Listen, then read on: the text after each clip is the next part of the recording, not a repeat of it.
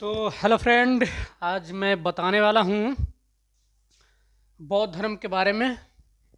आज माइक पकड़ना पड़ा है क्योंकि बहुत कम आवाज़ आता है, इसलिए आज माइक पकड़े हुए हूँ। तो ये देखने वाली बात है।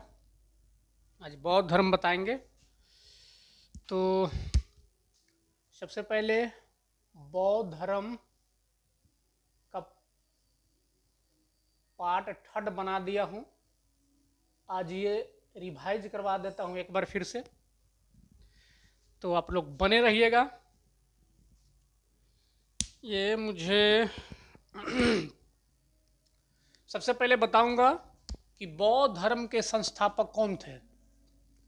संस्थापक, तो बौद्ध धर्म के संस्थापक कौन थे? गौतम बुद्ध।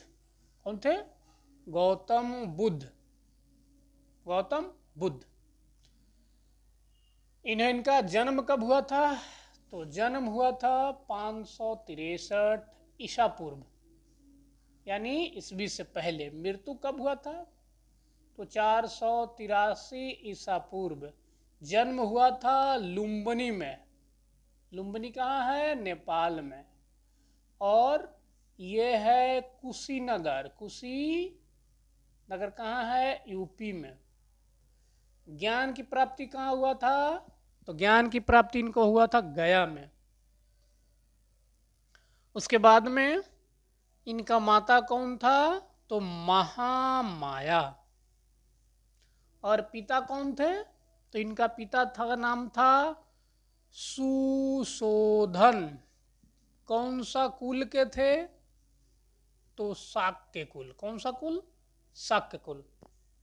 इनका पत्नी कौन था? यशोधरा। कौन था? यशोधरा। बेटा का क्या नाम था? तो बेटा का नाम था राहुल। बचपन का इनका नाम क्या था? बचपन, तो बचपन का नाम था सिद्धार्थ। क्या? सिद्धार्थ। इन्होंने घर कब छोड़ा? घर छोड़ा कब? 29 वर्ष की अवस्था में। ज्ञान की प्राप्ति कब हुआ?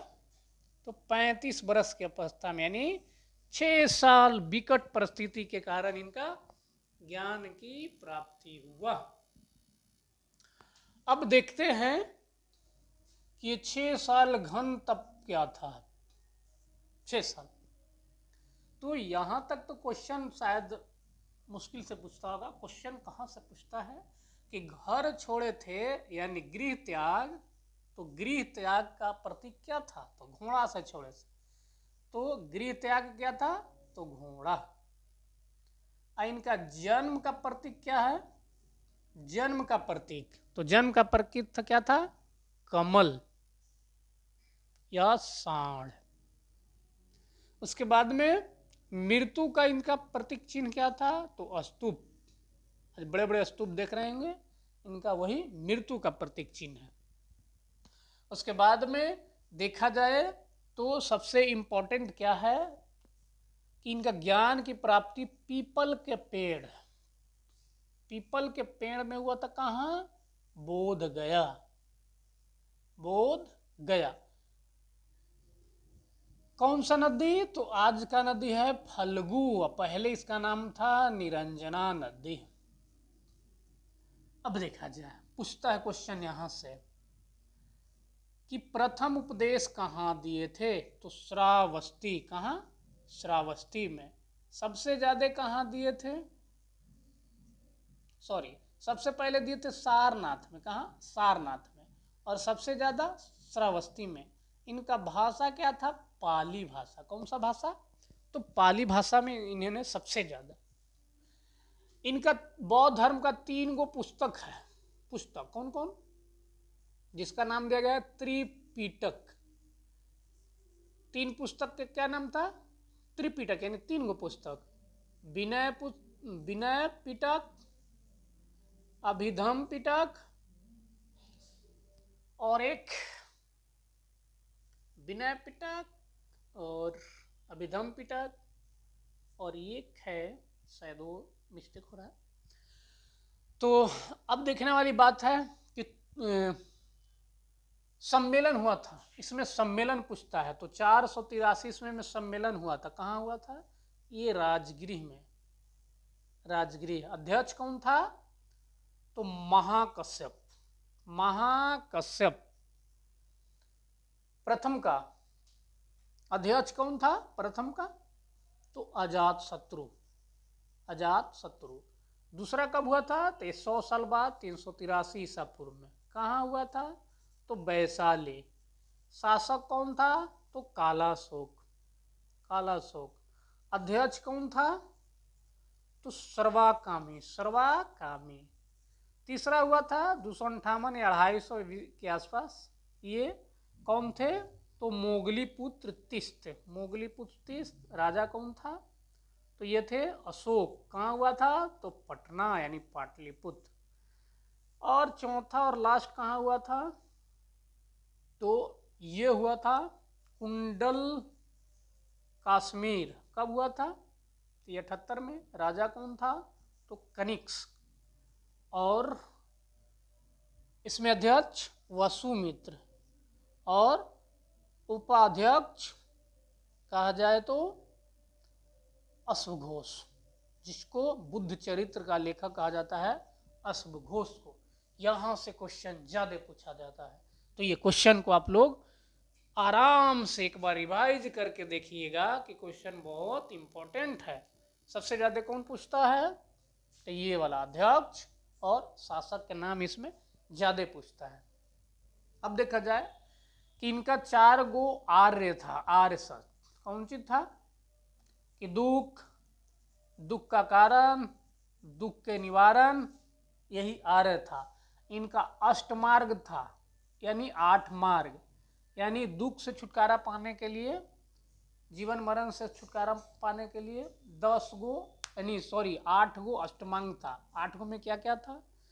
कि सम्यक दृष्टि यानी सही नयन होना चाहिए, सही देखे, ही ना कि इधर उधर ना देखे, अपना बस फोकस करे। सही खान पान होना चाहिए, सही व्यायाम होना चाहिए यानी सम्यक व्यायाम, फिर सम्यक योजना होना चाहिए। तो 8 अष्टमांग था और 10 शील था। 10 शील। 10 शील में क्या था?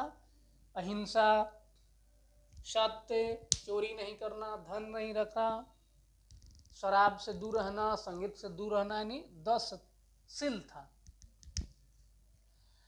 देखा जाए तो ये चौथा जब संगीति हुआ था कनिष्क के काल में, तो यहाँ 2 भागों में बांट गया था।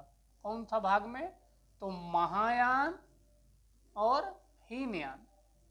महायान गौतम बुद्ध को भगवान मानने लगे और हीनयान गौतम बुद्ध को गुरु मानने लगे। तो जैसे ही महायान और हीनयान 2 ग्रुप में बंटा, उस समय के बाद फिर 5वां बड़ा सम्मेलन नहीं हुआ। गौतम बुद्ध को राजा मानता था अशोक, अजातशत्रु, कालाशोक और श्रावस्ती के राजा प्रसेनजित। अशोक ने इनका प्रचार कहाँ किया था? श्रीलंका में। कहाँ? श्रीलंका में। उनका बेटा और बेटी गया था।